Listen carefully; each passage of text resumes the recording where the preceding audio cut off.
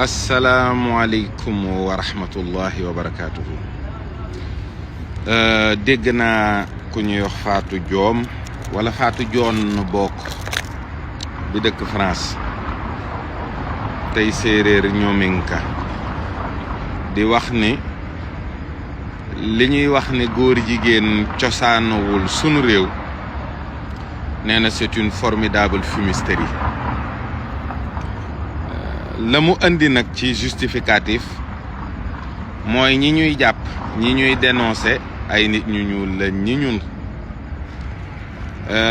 wala boog baatu góor jigéen du tey laa ko wax tey du tey laa koy jëkk a wax du tey laa koy mujj wax baatu góor jigéen du baat loolu dañ ko colmaté pour tuddee ko loo xam ne amul ci sunu doxin amul ci sunu dundin.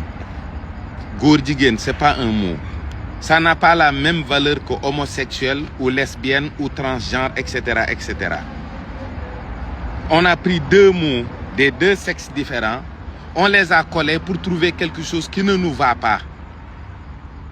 Góor jigéen amul te yow doo wolof séeréer nga ndiki koy layam na séeréer ne góor jigéen a layteel na séeréer ne ta layteel na wolof wala yee góor jigéenoo ne ta layteel na séeréer layamoten tu ne trouveras pas de mot. Y a pas un mot séeréer qui veut dire góor jigéen ou homosexuel ou lesbienne.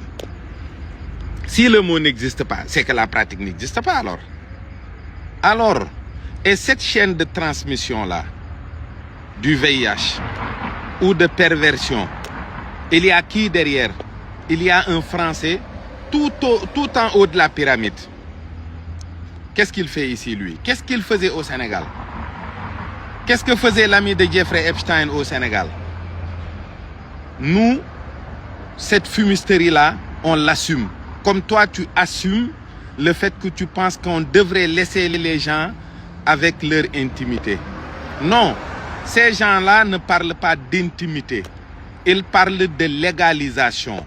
Il parle de promotion, il parle de même droit que ce qui est normal et qui est productif. La relation homme-femme est productive. Ci la doom yi juddoo ci nga juddoo naaga rimte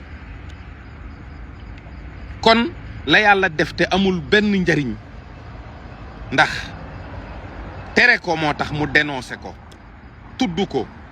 Góor ak góor duñu ànd jigéen ak jigéen duñu ànd déedéet amul benn njariñ moo tax yàlla dindi ko ne bii baaxul bii ak bii ñoo war a ànd pour jur dara. Évidemment ñun les fondements religieux xam nañu ko. Nous dans notre religion ça a été mentionné avec le peuple de l'autre, ça n'a pas été mentionné avec les Africains ou les Chinois ou les Japonais. Et dans les fondements de notre religion, tout nous concerne. Tout. Parce que tout a été organisé pour le bienfait, pour le bien de toute la société, de toute l'humanité. Y compris les relations de mariage. Góor ak jigéen ñoo war a ànd. Donc, ton avis ne compte pas pour nous. Ñun, nos cultures comptent parce que c'est contraire à ça. Et on n'a pas retrouvé cette pratique dans nos cultures. Et notre religion compte plus et on a interdit ça dans la religion. On ne parle pas d'intimité. Ce que les gens font dans leur intimité. Mais ñun, l'islam nous interdit de regarder ça. ñun yëdduwuñu kenn waaye nag ku def sag mbon ba mu feeñ ci mbedd mi ñu yar la ndax bëgguñu ko yàq sunu société. bëgguñu ko promouvoir lu bon ci sunu réew. bëgguñu koo xam ni day nekk ku nit ku siiw te ñu xam ni kii baaxul ci société bi. dama ne li ngeen di jaay maandu yépp kenn ci yéen bëggul frère góor jigéen bëggul sœuru lesbienne. Et puis pour justifier tu assumes encore que tu es hétéro kon yow yaa normal. loolu lijjantiwuñ ko yow déjà le fait que nga ñuy wax ne yow tu es hétéro loolu lijjantiwuñu ko suñu yoon nekkul ci li nga nekk. ñun daal bëgguñu góor jigéen te ñoo moom sunu réew on est un pays souverain. Donc ce que toi tu penses c'est pas notre problème. sunu réew daal bu ñu sañoon kenn du fa doon góor jigéen di taxawaalu ñu xam ko teguñu la ci yoon.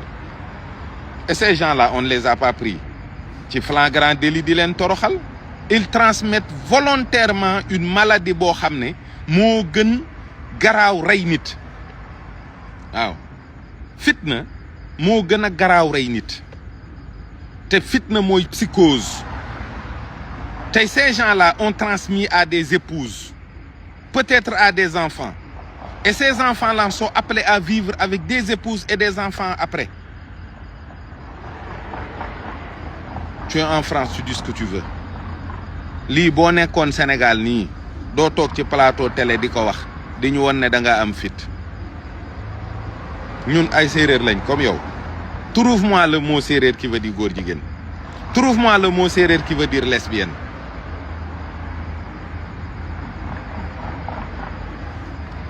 J'assume.